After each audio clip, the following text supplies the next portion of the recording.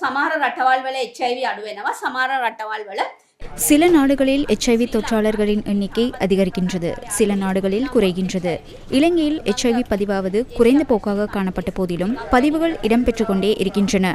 நாம் அறிக்கைகளை பார்க்கும்போது ஒவ்வொரு வருடமும் புதிதாக இணையும் நோயாளர்களின் எண்ணிக்கையை அவதானித்தால் பொதுவாக அது மெல்ல மெல்ல அதிகரித்து கொண்டே வருகின்றது.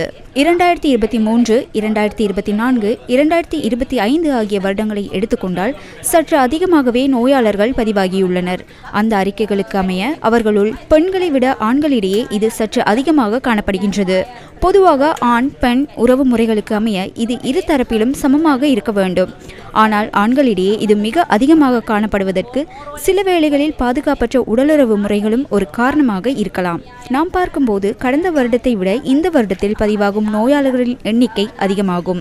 கொழும்பு கம்பஹாவை எடுத்துக்கொண்டால் அவை அதிக மக்கள் வாழும் பிரதேசங்களாகும். எனவே ஏனைய பிரதேசங்களுடன் ஒப்பிடுகையில் இந்த பிரதேசங்களில் இருந்தே அதிகளவான நோயாளர்கள் பதிவாகின்றனர்.